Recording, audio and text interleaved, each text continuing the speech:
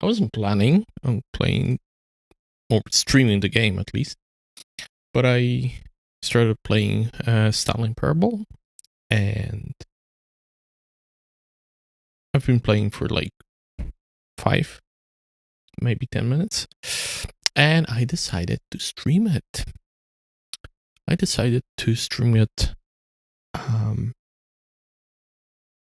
Gordon Freeman style. So there's no cam, there's no mic, just an experiment.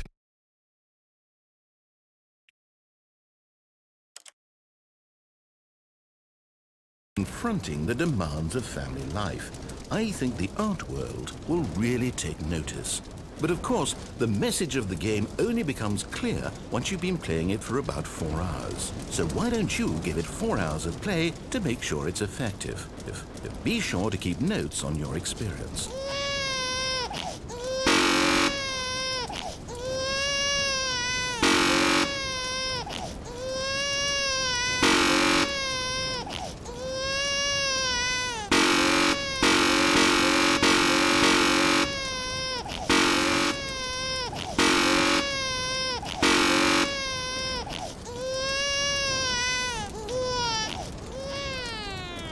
You heartless bastard. Did you do it because you hate babies or purely to spite me? Because if it's the latter, well, I don't know what to do. I'm completely out of ideas. I can't think of a single thing that might improve the experience for me. I'm not even going to try. I'm out, I'm done. It's over. Thank you for playing. Your input was extremely valuable. Oh, hey, since my game was so awful, why don't we play someone else's game? Just to ease the pain. Let's see. What do we have here? Yes, this seems like it'll work. Let's give it a shot.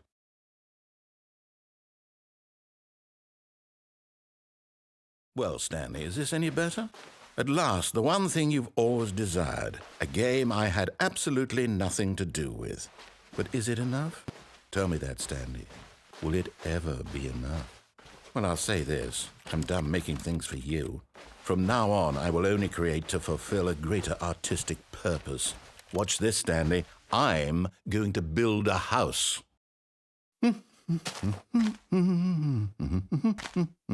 This will go here, no, here, and then...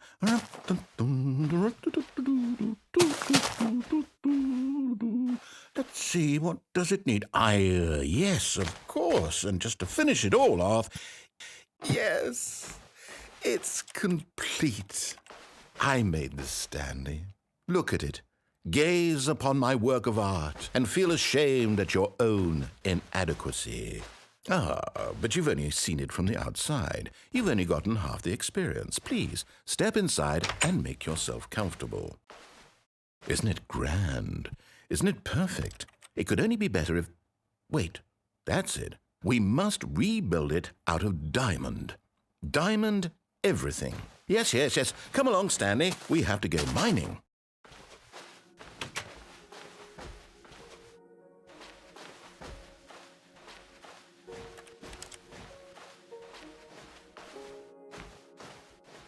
Oh my, it looks like it's going to get a bit dark. Have you brought a light?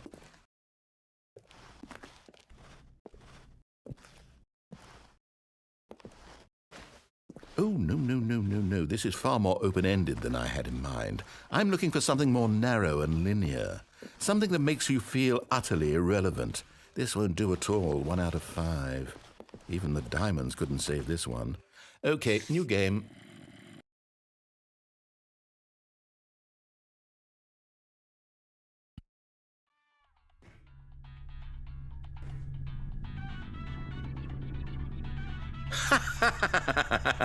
Yes! I don't even know what this game is, but I love it. You, trapped in a glass box with no way out, listening to me talk. Oh, it's inspired. I couldn't have done it any better myself. What is this game even supposed to be? I can't figure it out. Okay, now I'm curious. Let's go find out what the hell this is.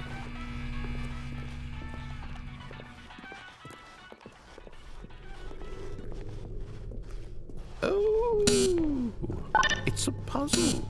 Critical thinking, Stanley. Your forte. Genius.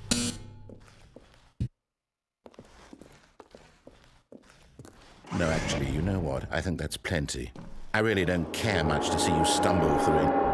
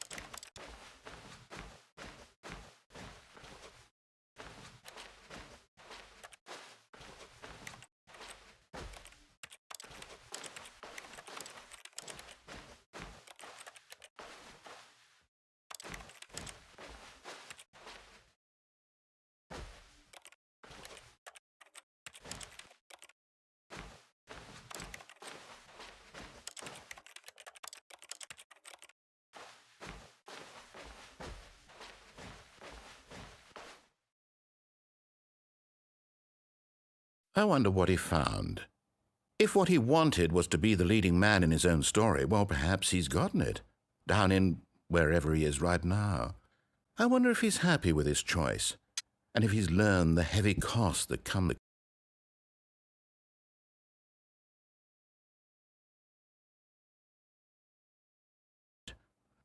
He'll understand soon what I was trying to tell him. He needs me. Someone who will wrap everything up at the end, to make sense out of the chaos and the fear and the confusion. That's who I am. That is what I mean to this world. Oh, yes. Yes, I'll be back. There's no other way. Once this ends, after it all comes to a close, then I'll be back. The end will be here soon. Very soon. I can wait.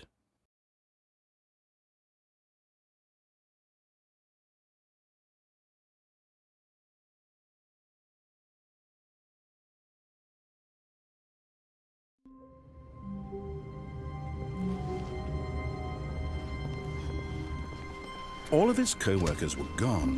What could it mean? Stanley decided to go to the meeting room. Perhaps he had simply missed a memo.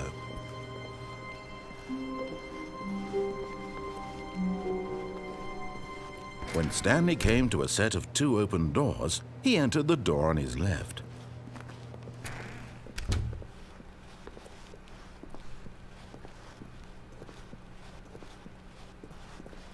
Yet there was not a single person here either. Feeling a wave of disbelief, Stanley decided to go up to his boss's office, hoping he might find an answer there.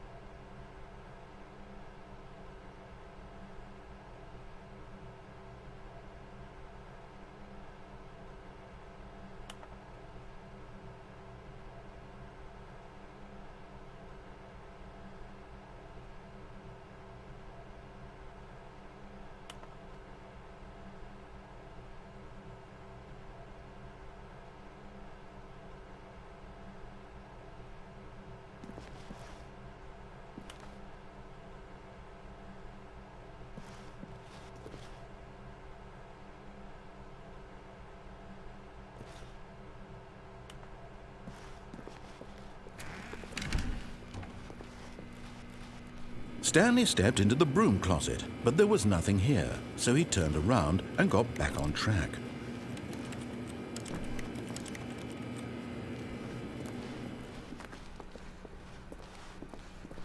Coming to a staircase, Stanley walked upstairs to his boss's office.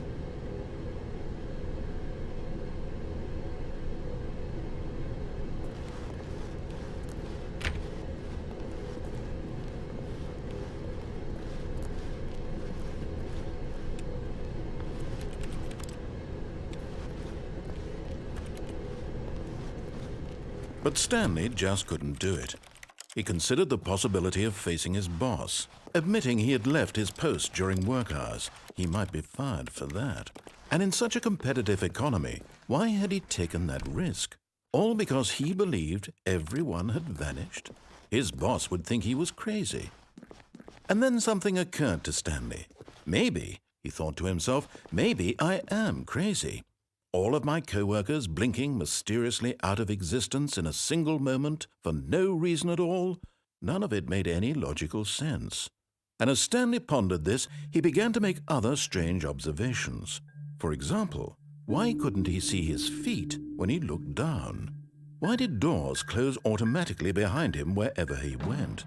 And for that matter, these rooms were starting to look pretty familiar. Were they simply repeating? No, Stanley said to himself, this is all too strange. This can't be real. And at last, he came to the conclusion that had been on the tip of his tongue. He just hadn't found the words for it. "I'm dreaming!" he yelled. "This is all a dream." Oh, what a relief Stanley felt to have finally found an answer, an explanation. His co-workers weren't actually gone. He wasn't going to lose his job. He wasn't crazy after all. And he thought to himself, I suppose I'll wake up soon. I'll have to go back to my boring real-life job pushing buttons. I may as well enjoy this while I'm still lucid. So he imagined himself flying and began to gently float above the ground. Then he imagined himself soaring through space on a magical starfield, and it too appeared. It was so much fun, and Stanley marveled that he had still not woken up. How was he remaining so lucid? And then perhaps the strangest question of them all entered Stanley's head. One he was amazed he hadn't asked himself sooner. Why is there a voice in my head dictating everything that I'm doing and thinking? Now the voice was describing itself being considered by Stanley, who found it particularly strange. I'm dreaming about a voice describing me, thinking about how it's describing my thoughts, he thought. And while he thought it all very odd and wondered if this voice spoke to all people in their dreams, the truth was that, of course, this was not a dream. How could it be? Was Stanley simply deceiving himself, believing that if he's asleep, he doesn't have to take responsibility for himself? Stanley is as awake right now as he's ever been in his life. Now, hearing the voice speak these words was quite a shock to Stanley. After all, he knew for certain, beyond a doubt, that this was in fact a dream. Did the voice not see him float and make the magical stars just a moment ago? How else would the voice explain all that? This voice was a part of himself too. Surely, if he could just... He would prove it. He would prove that he was in control, that this was a dream. So he closed his eyes gently, and he invited himself to wake up. He felt the cool weight of the blanket on his skin, the press of the mattress on his back, the fresh air of a world outside this one. Let me wake up, he thought to himself. I'm through with this dream. I wish it to be over. Let me go back to my job. Let me continue pushing the buttons. Please, it's all I want. I want my apartment and my wife and my job. All I want is my life exactly the way it's always been. My life is normal. I am normal. Everything will be fine. I am okay.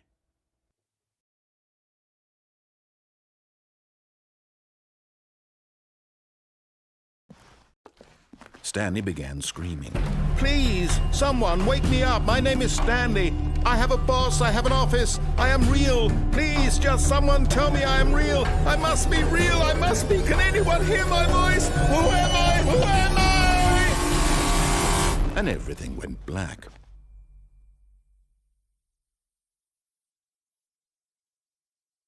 This is the story of a woman named Mariella.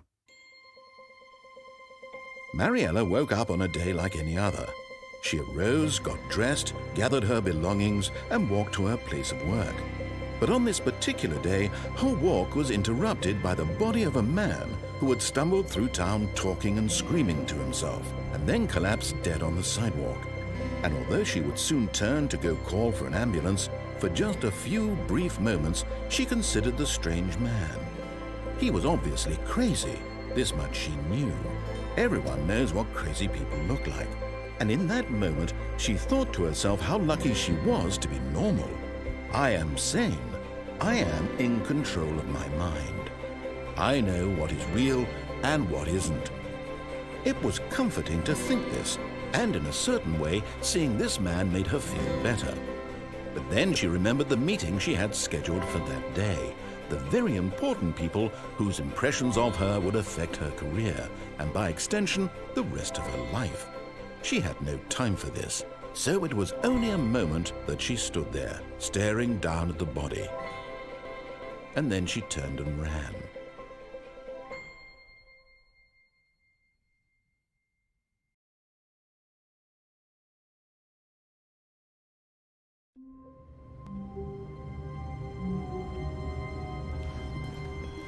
Stanley knew the office layout like the back of his hand. It was only a matter of time before he found the others, wherever they were. Just a matter of time.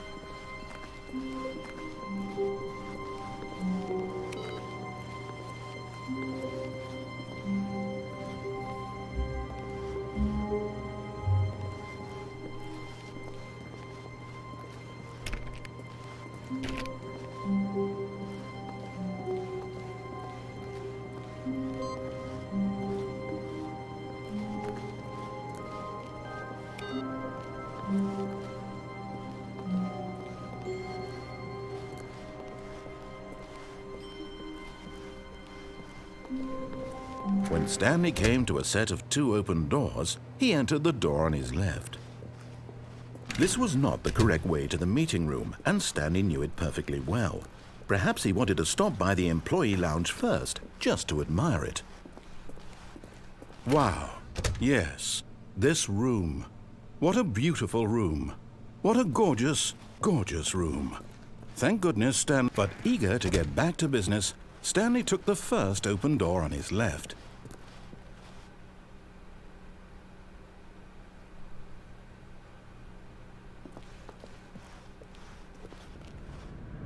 Stanley was so bad at following directions, it's incredible he wasn't fired years ago.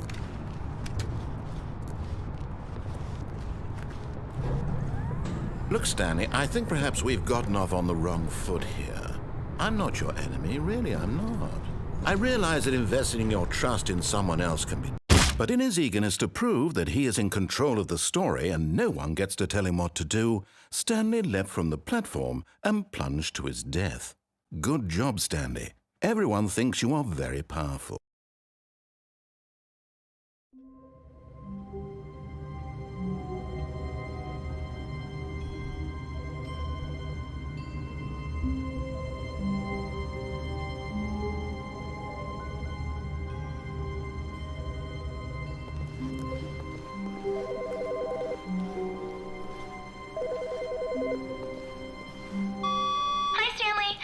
Just wanted to leave you a message to let you know there's a few things I need you to pick up on your way home from work today.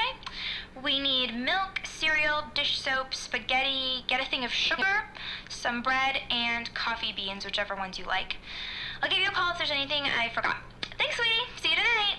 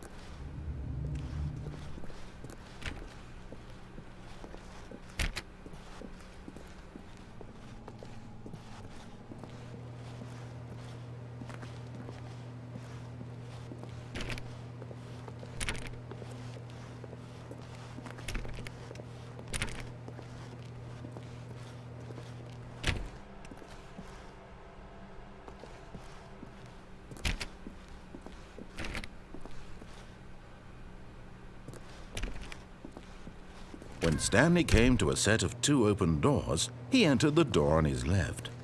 This was not the correct way to the meeting room, and Stanley knew it perfectly well. Perhaps he wanted to stop by the employee lounge first, just to admire it.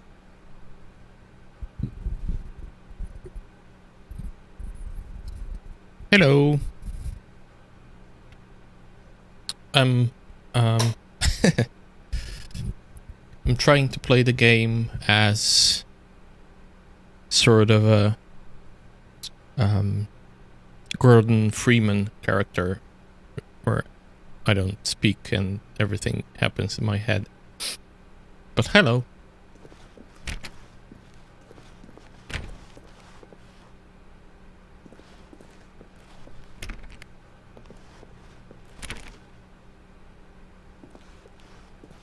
The lounge was sublime, a work of art. What was it about this room that called so deeply and so personally to Stanley? Its grace, its subtle charm. But eager to get back to business, Stanley took the first open door on his left.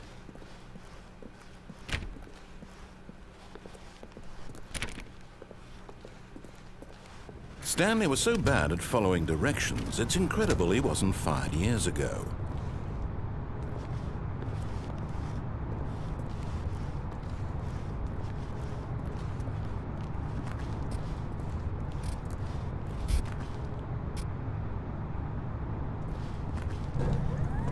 Look, Stanley, I think perhaps we've gotten off on the wrong foot here. I'm not your enemy, really, I'm not. I realize that investing your trust in someone else can be difficult, but the fact is that the story has been about nothing but you all this time. There's someone you've been neglecting, Stanley. Someone you've forgotten about. Please, stop trying to make every decision by yourself. Now, I'm not asking for me, I'm asking for her.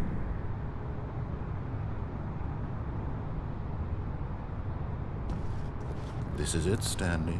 Your chance to redeem yourself, to put your work aside, to let her back into your life. She's been waiting.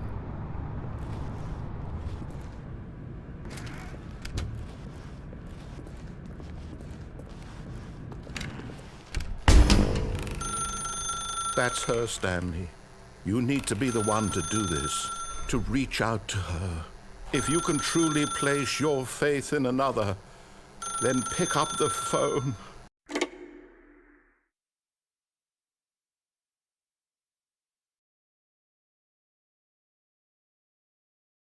Oh, Stanley, is that you? Hold on, sweetie. Sorry to keep you waiting. I'm just pulling the bread out of the oven. All right. Okay, there we go. All right, now, I want you to come in and tell me all about your day. Gotcha. Oh, come on. Did you actually think you had a loving wife who'd want to commit their life to you? I'm trying to make a point here, Stanley. I'm trying to get you to see something. Come inside. Let me show you what's really going on here. This is a very sad story about the death of a man named Stanley.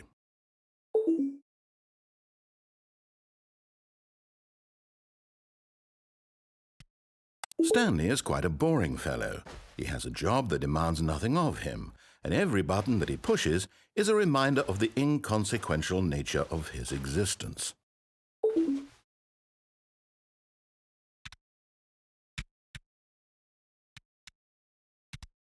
Look at him there, pushing buttons, doing exactly what he's told to do. Now he's pushing a button. Now he's eating lunch. Now he's going home. Now he's coming back to work. One might even feel sorry for him, except that he's chosen this life.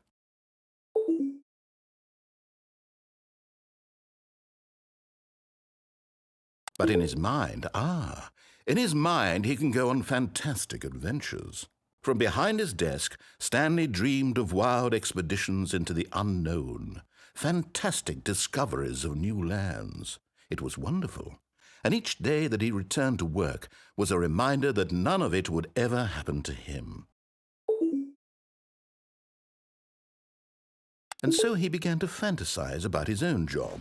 First, he imagined that one day while at work, he stepped up from his desk to realize that all of his co-workers, his boss, everyone in the building had suddenly vanished off the face of the earth. The thought excited him terribly. So he went further. He imagined that he came to 2 open doors and that he could go through either. At last, choice. It barely even mattered what lay behind each door. The mere thought that his decisions would mean something was almost too wonderful to behold.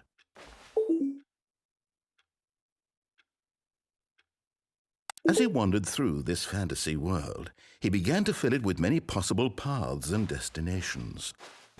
Down one path lay an enormous round room with monitors and mind controls. And down another was a yellow line that weaved in many directions. And down another was a game with a baby. And he called it the Stanley Parable. It was such a wonderful fantasy, and so in his head he relived it again, and then again, and again, over and over, wishing beyond hope that it would never end, that he might always feel this free.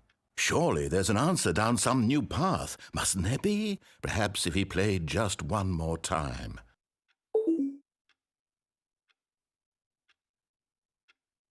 But there is no answer. How could there possibly be?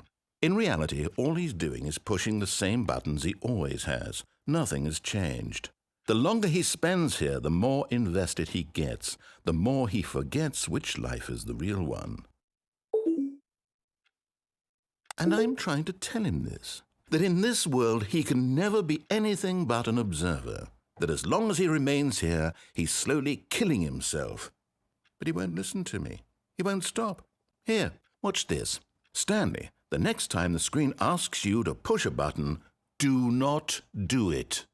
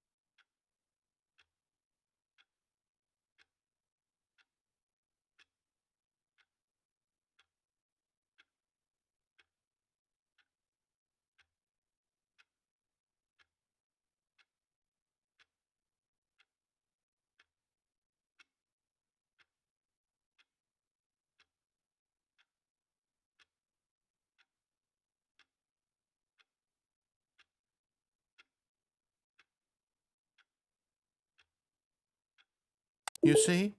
Can he just not hear me? How can I tell him in a way that he'll understand that every second he remains here, he's electing to kill himself? How can I get him to see what I see? How can I make him look at himself? I suppose I can't, not in the way I want him to. But I don't make the rules. I simply play to my intended purpose, the same as Stanley. We're not so different, I suppose. I'll try once more to convey all this to him. I'm compelled to. I must. Perhaps, well, maybe this time he'll see. Maybe this time. And I tried again, and Stanley pushed a button. And I tried again, and Stanley pushed a button. And I tried.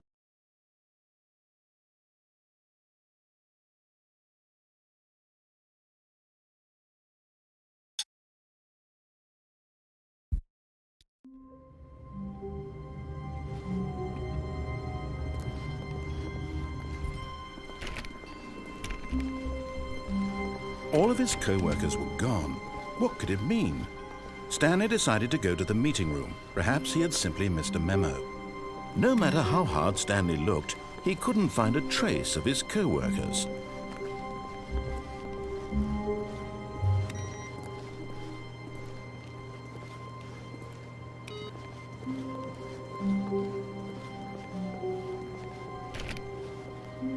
Stanley went around touching every little thing in the office, but it didn't make a single difference, nor did it advance the story in any way.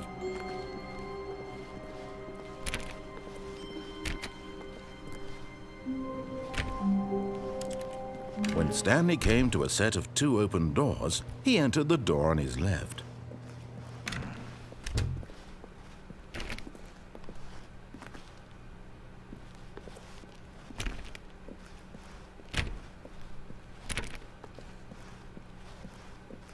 Yet there was not a single person here either. Feeling a wave of disbelief, Stanley decided to go up to his boss's office, hoping he might find an answer there.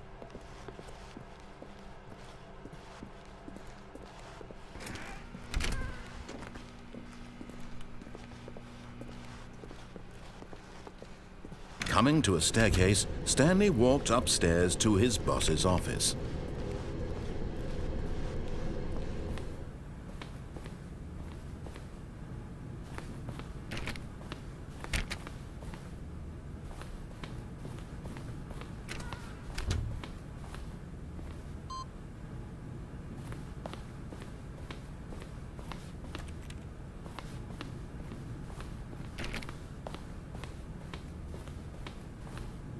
Stepping into his manager's office, Stanley was once again stunned to discover not an indication of any human life. Shocked, Unraveled, Stanley wondered in disbelief who orchestrated this, what dark secret was being held from him. What he could not have known was that the keypad behind the boss's desk guarded the terrible truth that his boss had been keeping from him. And so the boss had assigned it an extra secret PIN number, 2845. But of course, Stanley couldn't possibly have known. Yet incredibly, by simply pushing random buttons on the keypad, Stanley happened to input the correct code by sheer luck. Amazing. He stepped into the newly opened passageway.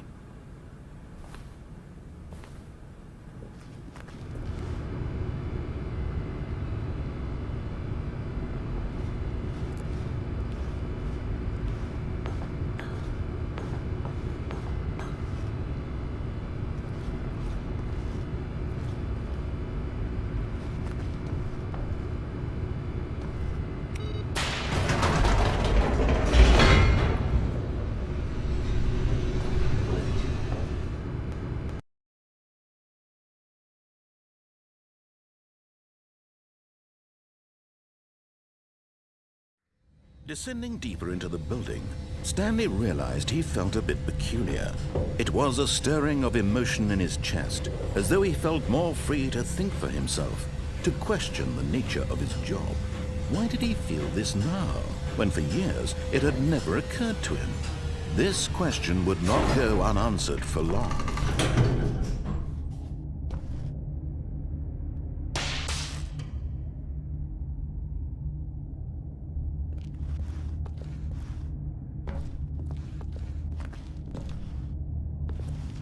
Stanley walked straight ahead through the large door that read Mind Control Facility.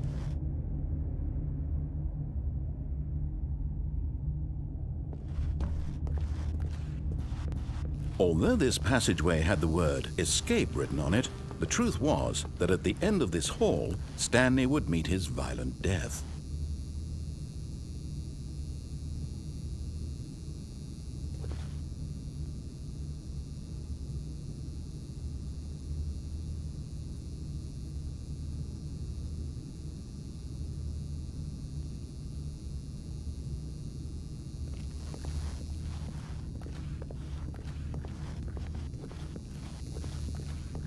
The door behind him was not shut.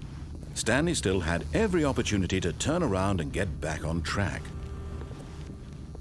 At this point, Stanley was making a conscious, concerted effort to walk forward and willingly confront his death.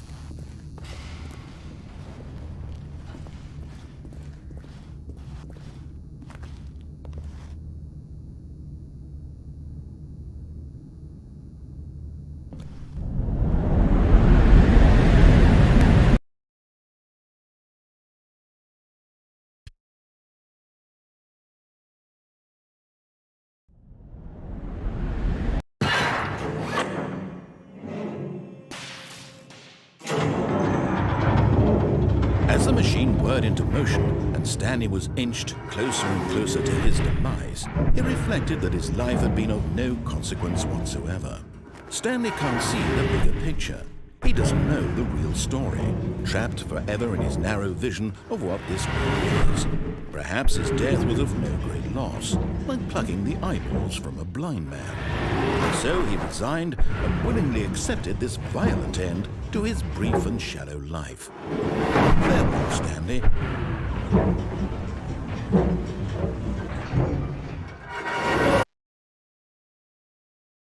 "Farewell, Stanley," cried the narrator, as Stanley was led helplessly into the enormous metal jaws.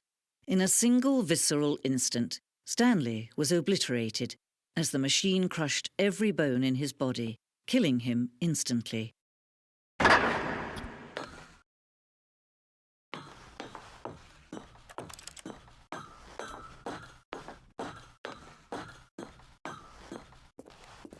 And yet it would be just a few minutes before Stanley would restart the game, back in his office, as alive as ever. What exactly did the narrator think he was going to accomplish? When every path you can walk has been created for you long in advance, death becomes meaningless, making life the same. Do you see now? Do you see that Stanley was already dead from the moment he hit start?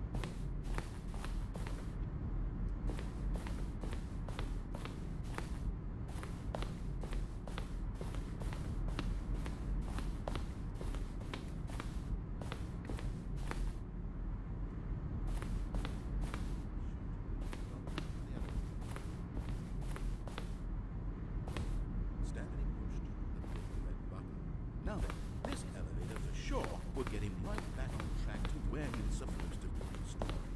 Then he pushed the brake. Stanley walked over the bridge. Then he pushed the number 4.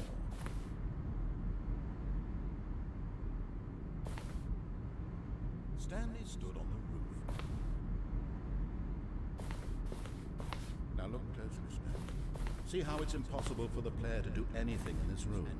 Perfect example of poor level design. Textbook mistake. It's the kind of thing you'd pick up on intuitively if you had even the most fundamental understanding of good and bad games. When Stanley came to the lift, of course, you'll probably spend the next hour trying to solve it. Here, I'm just going to...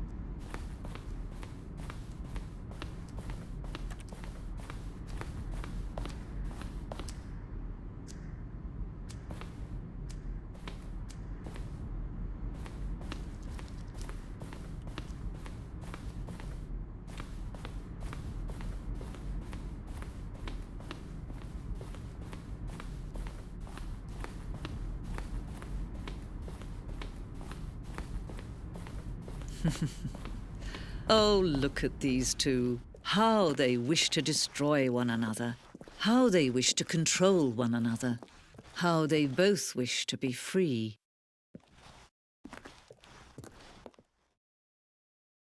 Can you see? Can you see how much they need one another? No, perhaps not. Sometimes these things cannot be seen. But listen to me. You can still save these two. You can stop the program before they both fail. Push escape and press quit.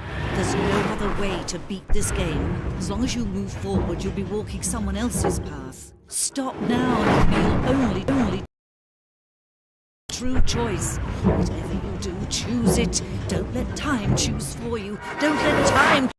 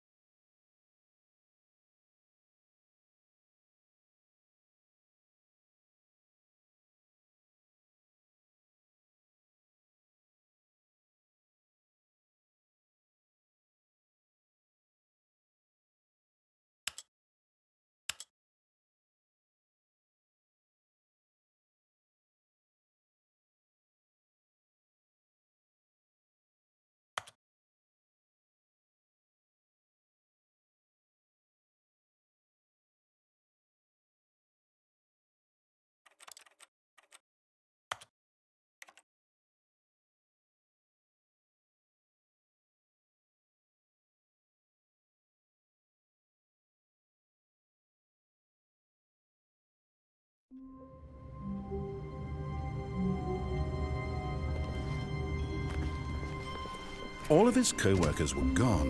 What could it mean? Stanley decided to go to the meeting room. Perhaps he had simply missed a memo. No matter how hard Stanley looked, he couldn't find a trace of his co-workers. Stanley went around touching every little thing in the office, but it didn't make a single difference, nor did it advance the story in any way.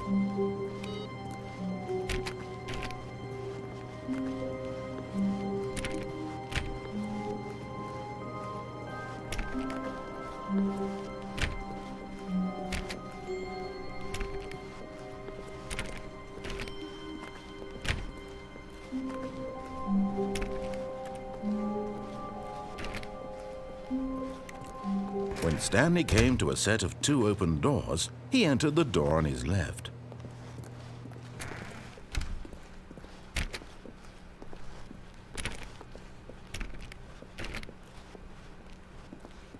Yet there was not a single person here either.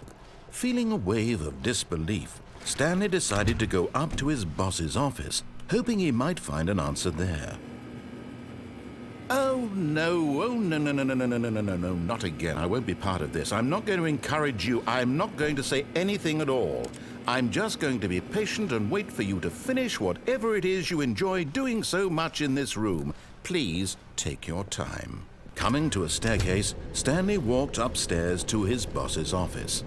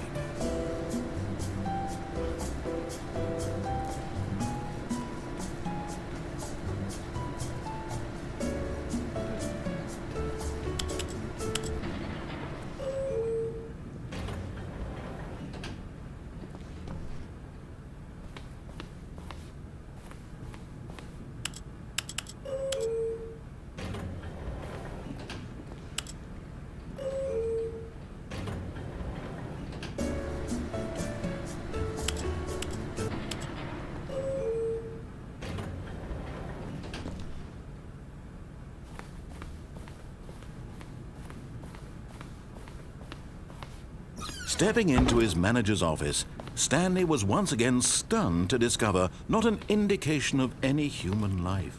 What could it mean? Stanley wondered aloud to nobody. He began wildly tearing through papers on the boss's desk, pulling books off the shelf, looking behind paintings, desperate for clues to him. Stanley was in such a rush to get through the story as quickly as possible, he didn't even have a single minute to just let the narrator talk. That kind of anxiety isn't healthy, so he relaxed for a few moments with some calming New Age music.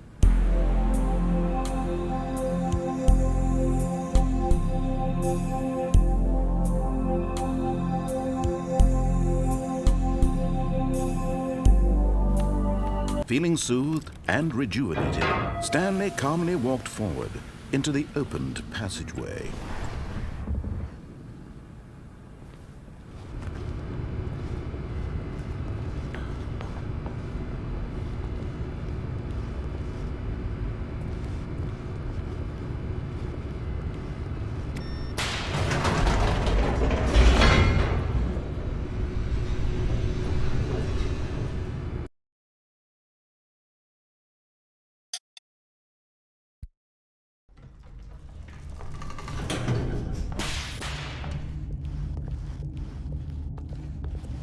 Stanley walked straight ahead through the large door that read Mind Control Facility.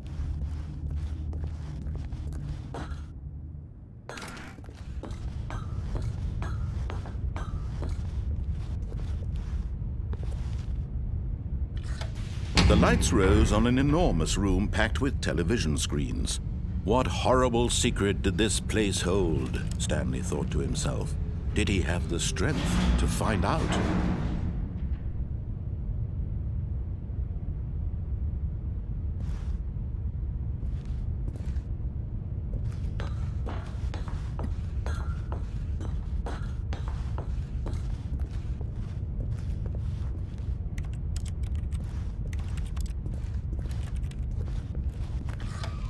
Now the monitors jumped to life, their true nature revealed.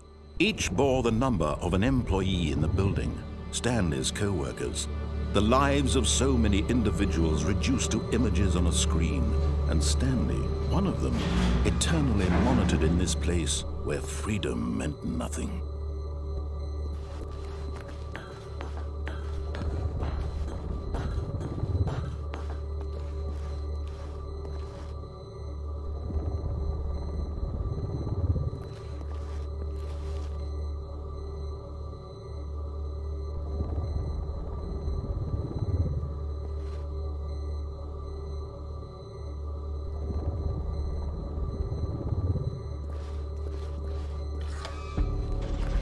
This mind control facility, it was too horrible to believe. It couldn't be true. Had Stanley really been under someone's control all this time? Was this the only reason he was happy with his boring job? That his emotions had been manipulated to accept it blindly? No, he refused to believe it. He couldn't accept it. His own life in someone else's control? Never! It was unthinkable, wasn't it? Was it even possible? Had he truly spent his entire life utterly blind to the world? But here was the proof, the heart of the operation.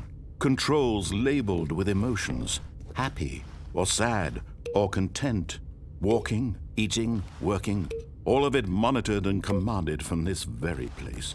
And as the cold reality of his past began to sink in, Stanley decided that this machinery would never again exert its terrible power over another human life. For he would dismantle the controls once and for all.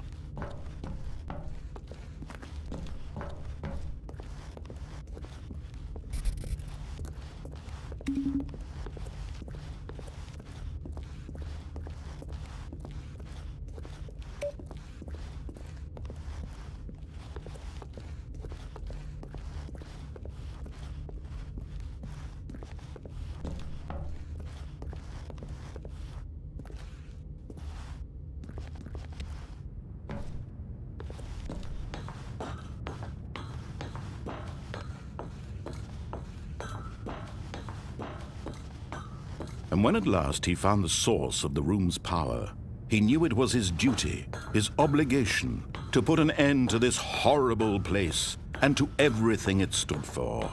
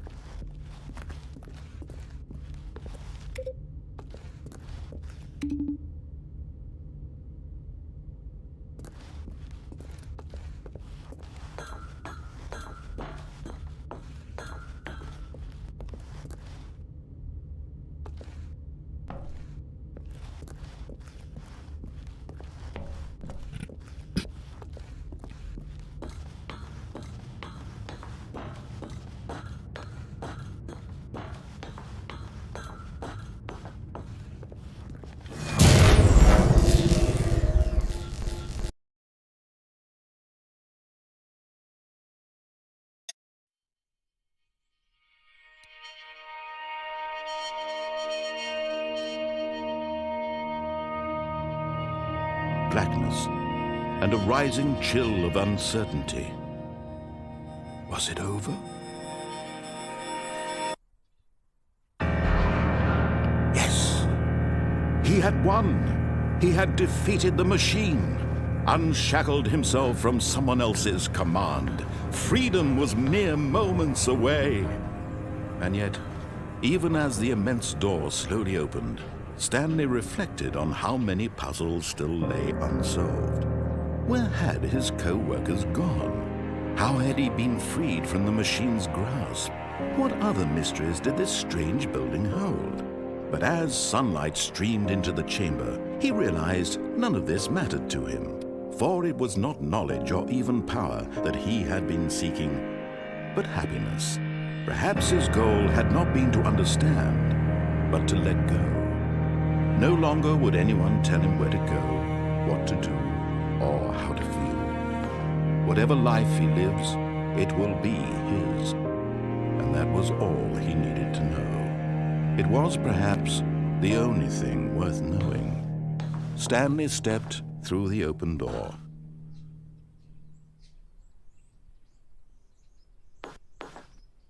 Stanley felt the cool breeze upon his skin, the feeling of liberation, the immense possibility of the new path before him. This was exactly the way, right now, that things were meant to happen. And Stanley was happy.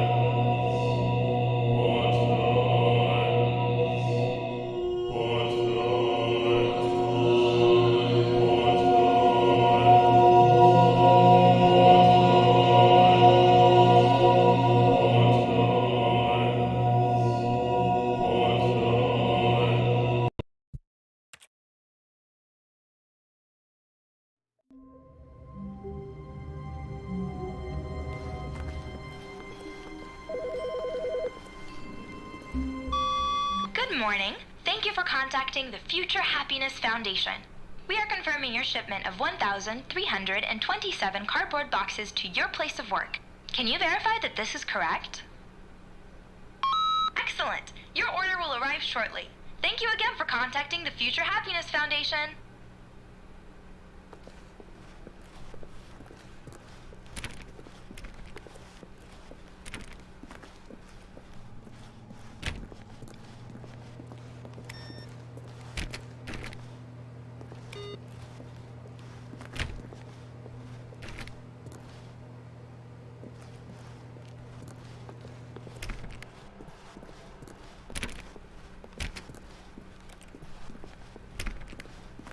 When Stanley came to a set of 2 open doors, he entered the door on his left.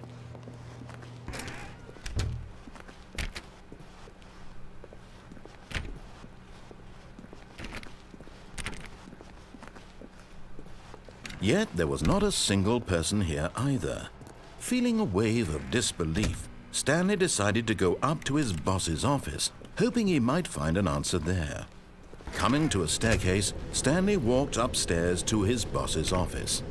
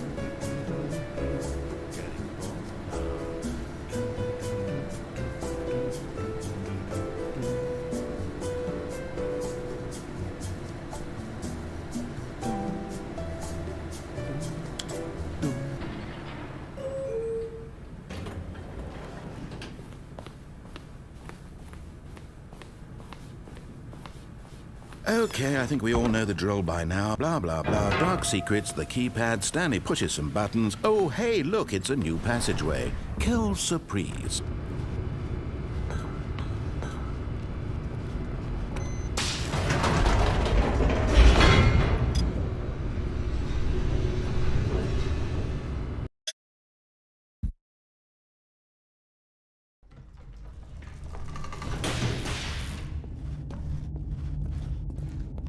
Stanley walked straight ahead through the large door that read Mind Control Facility.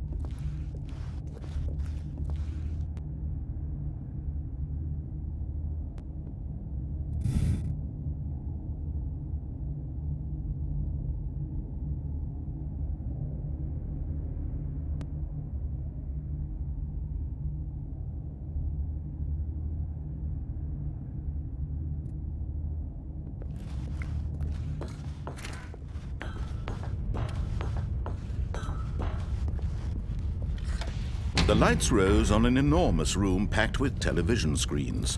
What horrible secret did this place hold? Stanley thought to himself.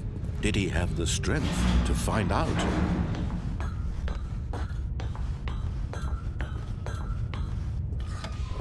Now the monitors jumped to life, their true nature revealed.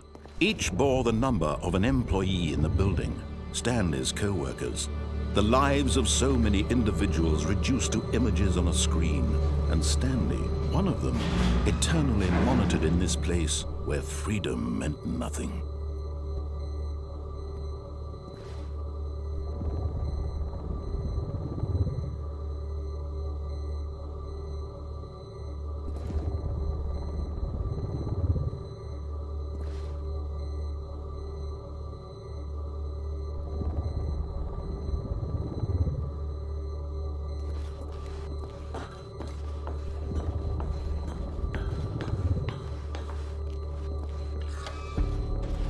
This mind control facility, it was too horrible to believe. It couldn't be true. Had Stanley really been under someone's control all this time? Was this the only reason he was happy with his boring job? That his emotions had been manipulated to accept it blindly?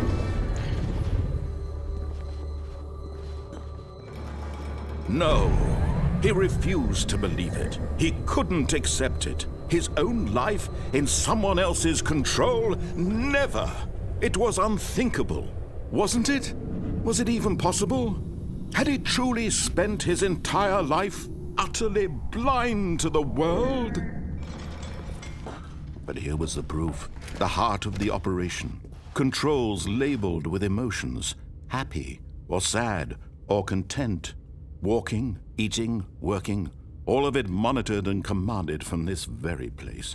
And as the cold reality of his past began to sink in, Stanley decided that this machinery would never again exert its terrible power over another human life. For he would dismantle the controls once and for all.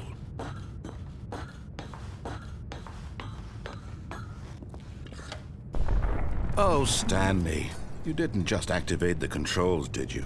After they kept you enslaved all these years, you go and you try to take control of the machine for yourself. Is that what you wanted? Control? Oh, Stanley, I applaud your effort, I really do. But you need to understand, there's only so much that machine can do. You were supposed to let it go, turn the controls off, and leave. If you want to throw my story off track, you're going to have to do much better than that. I'm afraid you don't have nearly the power you think you do. For example, and I believe you'll find this pertinent, Stanley suddenly realized he had just initiated the network's emergency detonation system. In the event that this machine is activated without proper DNA identification, nuclear detonators are set to explode, eliminating the entire complex. How long until detonation then? Let's say 2 minutes. Now this is making things a little more fun, isn't it, Stanley?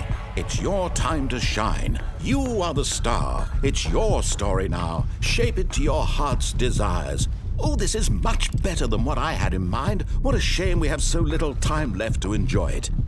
Mere moments until the bomb goes off. But what precious moments each one of them is. More time to talk about you, about me, where we're going. What all this means. I barely know where to start. What's that? You'd like to know where your co-workers are? A moment of solace before you're obliterated? All right, I'm in a good mood. You're gonna die anyway. I'll tell you exactly what happened to them.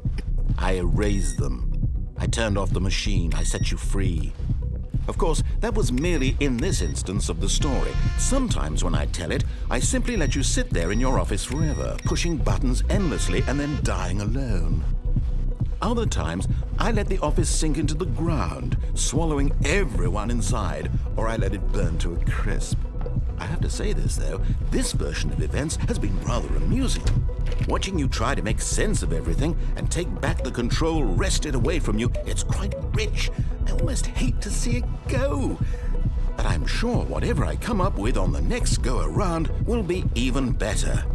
My goodness, only 34 seconds left. But I'm enjoying this so much. You know what? To hell with it. I'm going to put some extra time on the clock. Why not? These are precious additional seconds, Stanley. Time doesn't grow on trees. Oh, dear me. What's the matter, Stanley? Is it that you have no idea where you're going or what you're supposed to be doing right now? Or did you just assume when you saw that timer that something in this room was capable of turning it off? I mean, look at you. Running from button to button, screen to screen, clicking on every little thing in this room. These numbered buttons, no, these colored ones. Or maybe this big red button, or this door. Everything, anything, something here will save me. Why would you think that, Stanley?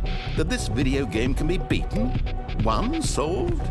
Do you have any idea what your purpose in this place is? Stanley, you're in for quite a disappointment. But here's a spoiler for you. That timer isn't a catalyst to keep the action moving along. It's just seconds ticking away to your death. You're only still playing instead of watching a cutscene because I want to watch you for every moment that you're powerless, to see you made humble. This is not a challenge, it's a tragedy. You wanted to control this world, that's fine. But I'm going to destroy it first, so you can't. Take a look at the clock, Stanley. That's 30 seconds you have left to struggle. 30 seconds until a big boom and then nothing. No ending here, just you being blown to pieces. Will you cling desperately to your frail life, or will you let it go peacefully? Another choice. Make it count. Or don't. It's all the same to me, all a part of the joke. And believe me, I will be laughing at every second of your inevitable life from the moment we fade in until the moment I say, happily ever up.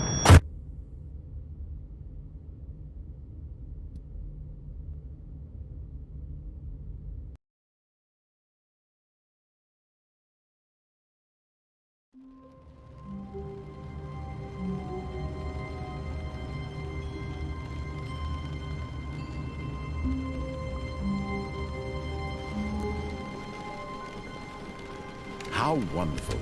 Stanley was alone. Finally. This is great, he thought to himself. This is what I've wanted all along. I got what I wanted.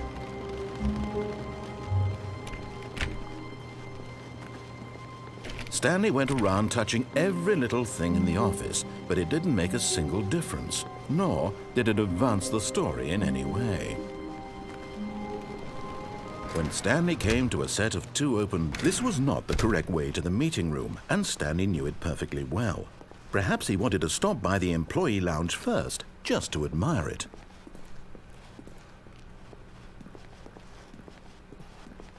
Standing now in this incredible room, Stanley for the first, but eager to get back to business, Stanley took the first open door on his left.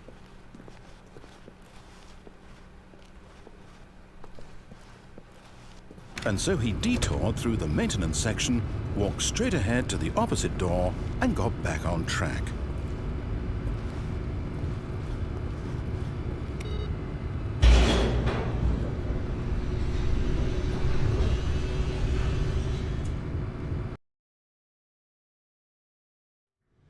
But Stanley didn't want to go back to the office. He wanted to wander about and get even further off track. So now in order to get back, he needed to go, from here, it's, left. Oh, no, it's to the right, my mistake.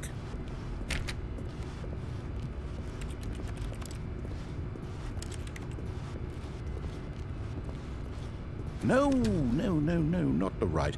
Why would I have ever said it was to the right? What was I thinking?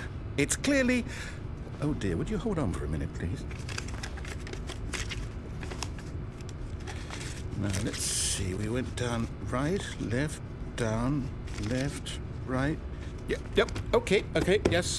I've got it now. This story is absolutely, definitely this way.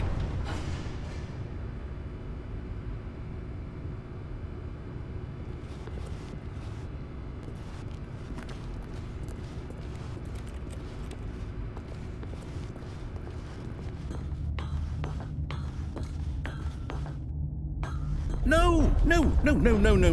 This isn't right at all. You're not supposed to be here yet. This is all a spoiler. Quick, Stanley, close your eyes. Okay. We just have to get back to, oh, who am I kidding? It's all rubbish now. The whole story completely unusable. How about, rather than waste my time trying to salvage this nonsense, we'll just restart the game from the beginning. And this time, suppose we don't wander so far off track, hmm? Okay, from the top.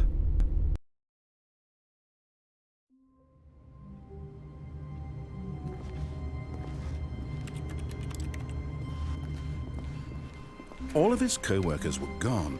What could it mean?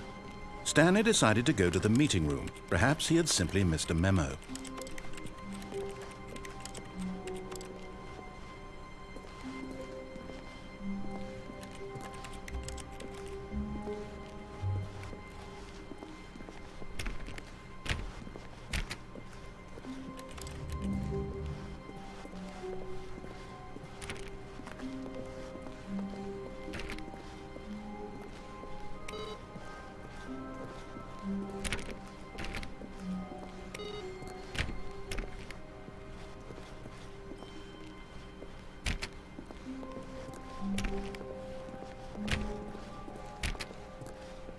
When Stanley...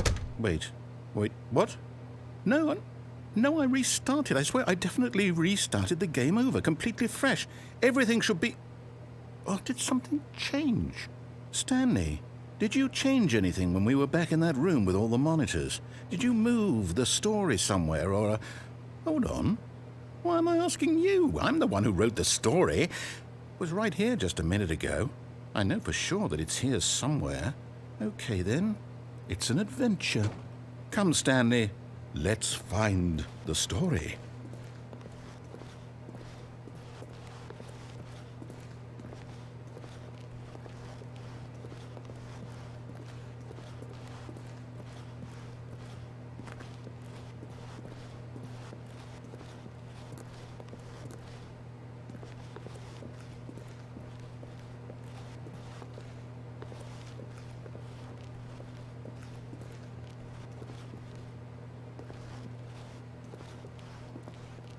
I'll say it. This is the worst adventure I've ever been on. I can promise you there definitely was a story here before. Do we need to restart the game again? Well, I find it unlikely that we'll ever progress by starting over and over again, but it's got to be better than this. Okay, let's give it a shot. Why not? Not.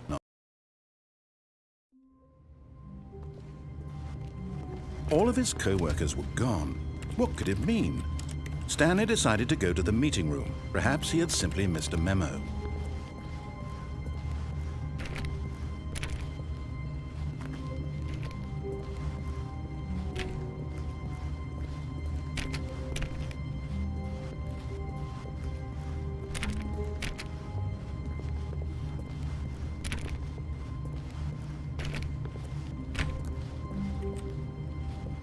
Okay, yep, it's worse. I might be remembering this wrong. It's possible the story is back where we just came from. Why don't we go back the other direction and see if we missed anything?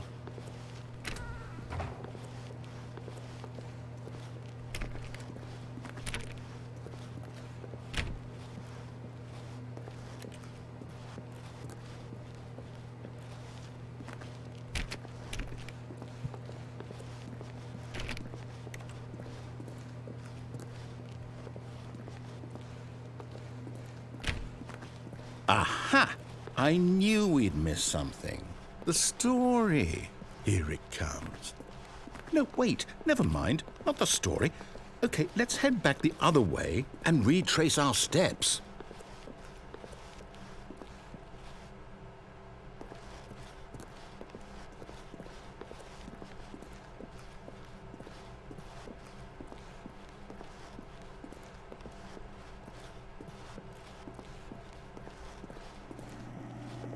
Now this... Well, I'll be honest, I don't recognize this place at all. Is this the story? I don't think so. I can't quite recall, but I believe my story took place in an office building. Is that correct? Do you remember, Stanley? Well, do you know what? Since I've completely forgotten what we were supposed to be doing, how about this? You win! Congratulations! I know you put in a lot of hard work, and it really paid off, so... Good job. Oh, no. No, I don't feel right about this at all. We both know you didn't put in any actual work for that win, Some people win fair and square, and this was not one of those situations. Okay, I'm getting weirded out by whatever this place is. I don't care what might happen this time, I have to restart.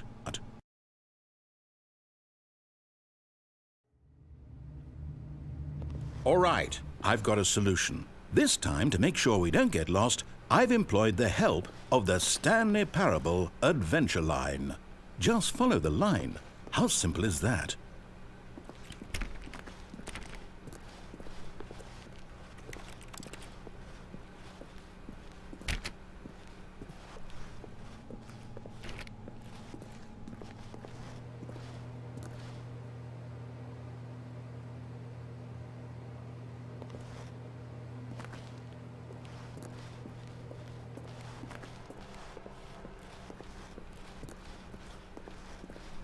No, I'm down. We're leaving it up to the line from now on.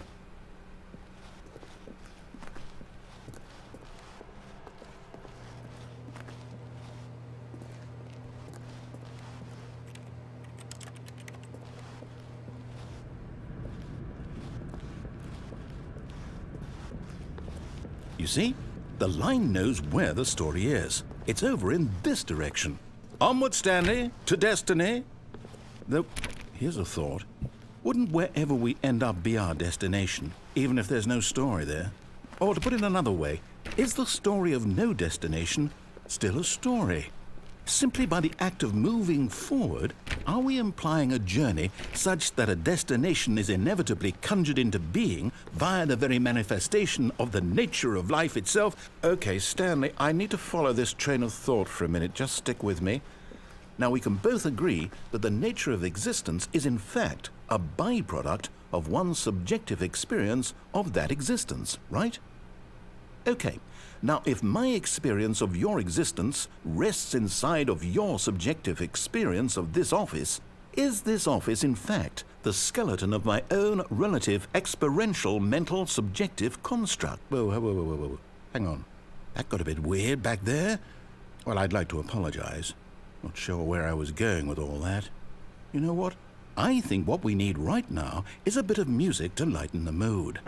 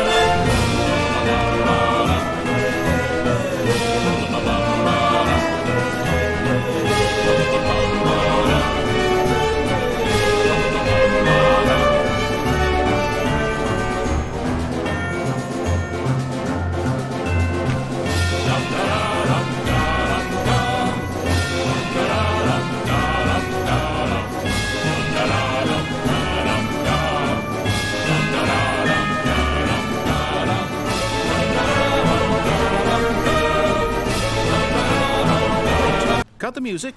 Go back and look at that fern. Stanley, this fern will be very important later in the story. Make sure you study it closely and remember it carefully. You won't want to miss anything.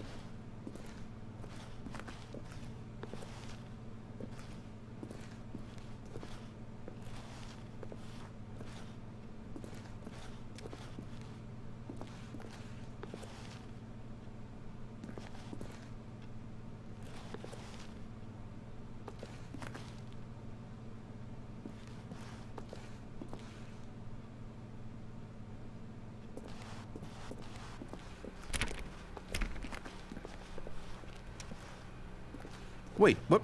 We're back at the office? No. Line, you do know we're looking for the Stanley Parable, right? The story? Is any of this ringing a bell?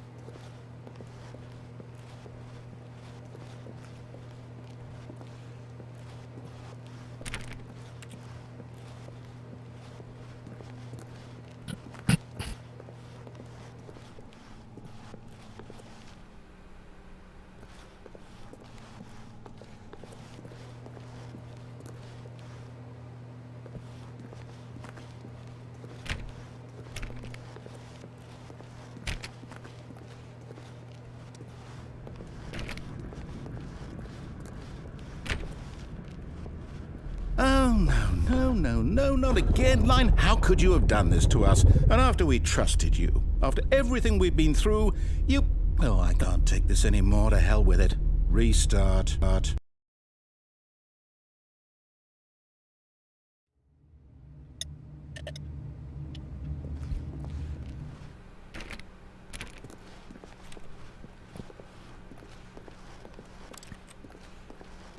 You know what, Stanley? I say forget the adventure line. What's it ever done for us? We're intelligent people, right? Why can't we make up our own story? Something exciting, daring, mysterious. Oh, this all sounds perfectly doable. Why don't we simply start wandering in, well, I don't know. How about this direction?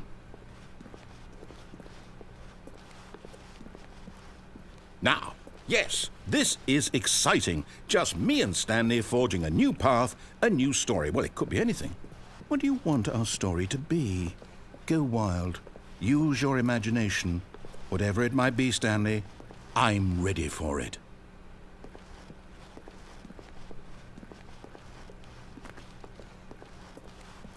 Oh, no, not you again. Stanley, I'd also like to veto the line from having any role in our awesome new story. No lines or monitor rooms. Just don't acknowledge it, and we should be fine.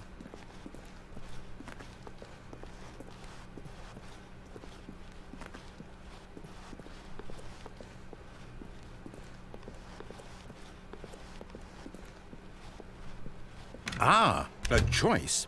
We get to make a decision. From here, the story is in our control. How important we mustn't squander the opportunity. In fact, I believe I need a minute to think here. Just walk in circles for a minute. Okay, so I know that each door has to lead somewhere, which means that somewhere at the place where we're trying to go, there must be a reverse door that leads here. And that in turn means that our destination corresponds with the counter-inverted reverse door's origin. So starting from the right, let us ask, will taking the right door lead us to where we're going?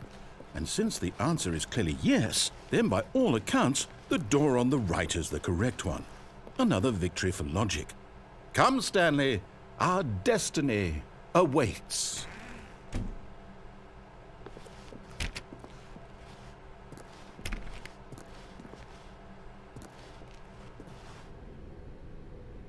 Oh, hold up, what's this? The confusion ending. You're telling me that's what this is? It's all one giant ending? And we're supposed to restart the game, what, eight times? That's really how all this goes? It's all determined? So now, according to the schedule, I restart again. Then what? Am I just supposed to forget? Well, what if I don't want to forget? My mind goes blank simply because it's written here on this thing, wall. Well, who consulted me? Why don't I get to decide? Why don't I get a say in all of this? Is it really? No, it can't be. I don't want it to be. I don't want the game to keep restarting. I don't want to forget what's going on. I don't want to be trapped like this. I won't restart the game. I won't do it. I won't do it. I won't do it. And the timer stopped? Does that mean, did we do it? Did we break the cycle? The, whatever it is that made this schedule? How would we even know? Will someone come for us? Will something happen? So, okay. I guess now we just wait. You know, I suppose in some way that this is a kind of story, wouldn't you agree? I'm not quite sure if we're in the destination or the journey, though they're always saying that life is about the journey and not the destination, so I hope that's where we are right now. We'll find out, won't we? Eventually. Well, in the meantime...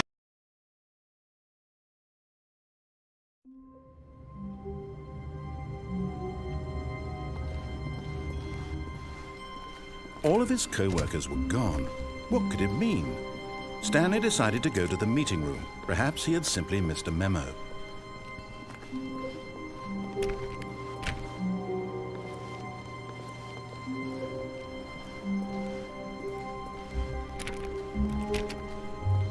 When Stanley came to a set of 2 open doors, he entered the door on his left.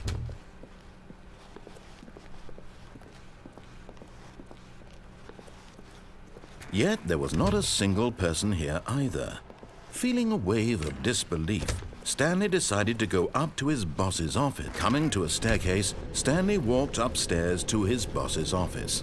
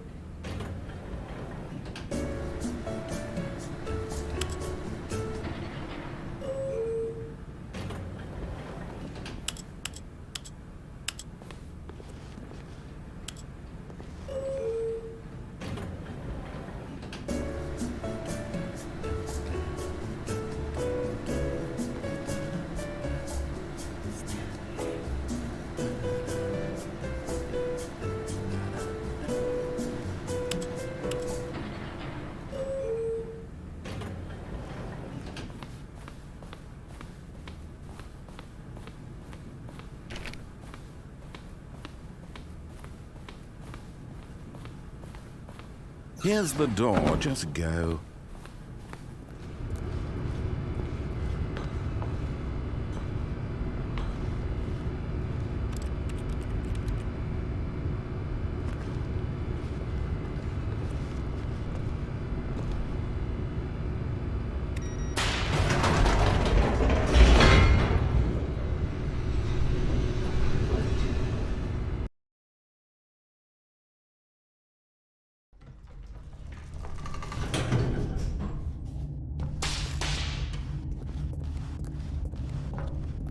Stanley walked straight ahead through the large door that read Mind Control Facility.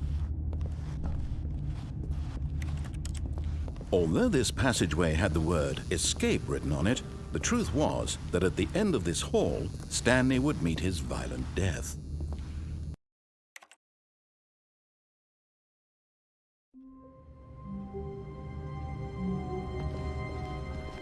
All of his co-workers were gone. What could it mean? Stanley decided to go to the meeting room. Perhaps he had simply missed a memo.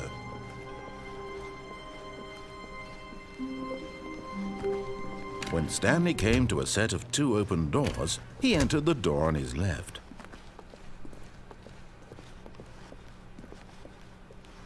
Yet there was not a single person here either. Feeling a wave of disbelief, Stanley decided to go up to his boss's office. Coming to a staircase, Stanley walked upstairs to his boss's office.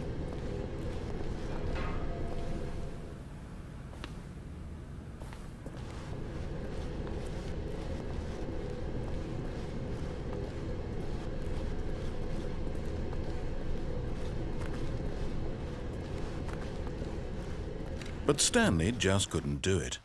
He considered the possibility of facing his boss. Admitting he had left his post during work hours, he might be fired for that. And in such a competitive economy, why had he taken that risk? All because he believed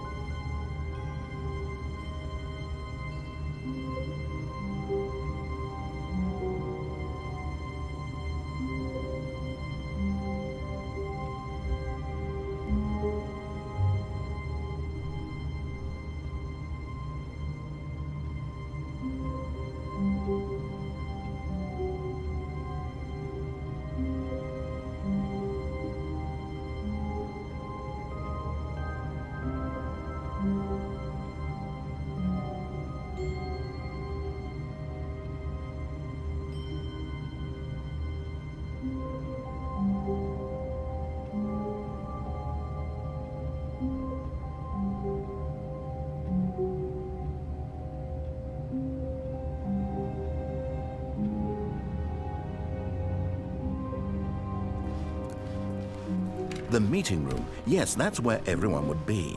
Stanley just needed to get to the meeting room, and from then on, he would never be alone ever again.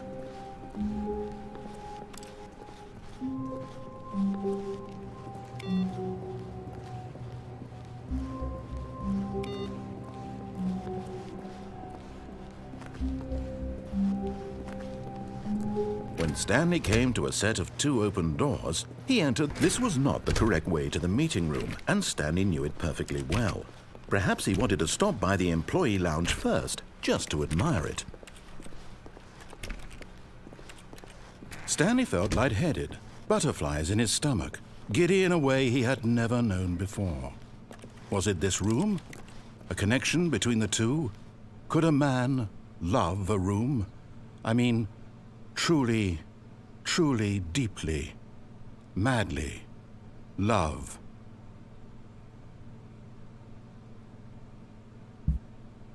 Yes. But eager to get back to business, Stanley took the first open door on his left.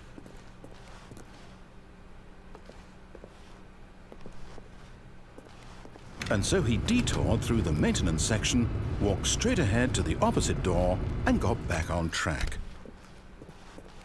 Yet there was not a single person here either. Feeling a wave of disbelief, Stanley decided to go up to his boss's office. Coming to a staircase, Stanley walked upstairs to his boss's office.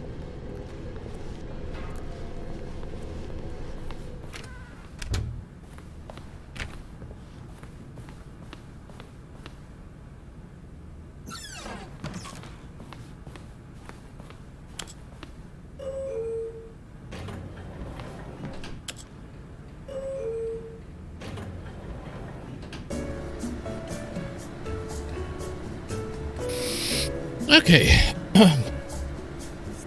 I think that there are some other endings. But that's pretty much it. It's probably... There are things that probably are only possible if you do it the first time around or something like that. But that was interesting. So we got the kind of happy ending, where I got the achievement, beat the game. There's the confusion ending. There's the bomb ending. What else?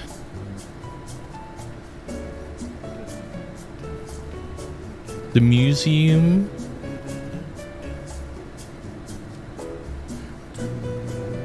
And the games where I basically started. Oh, and the time that I died and we met the woman that was late for the meeting. That was interesting. That was cool. I don't know how how well being silent translates, especially when you come to a stream and there's just nobody speaking. And I was making faces along using mouse to convey some emotions, and I hope that translated at least a little bit. If you never tried the game, as I said, I know that there are some other minor endings, so give it a try. I seem to remember that there's something about going back from the boss's office. I think that there's an ending there.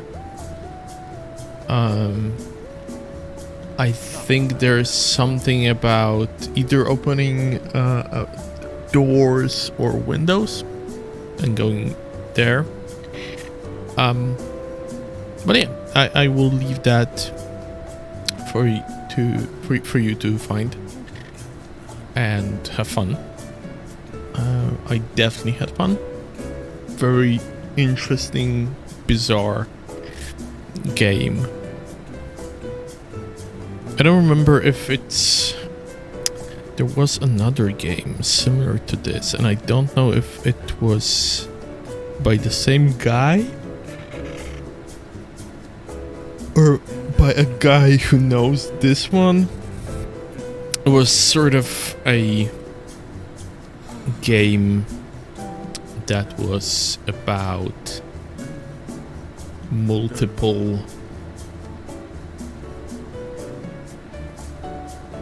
prototypes that were more of like, there were games, but they were there for like art, philosophical reasons, to show something. Maybe I will find it and play it as well on stream. But that will be it for me today. Hope you liked it. If you did, go ahead and follow, subscribe, and see you on another stream. Bye!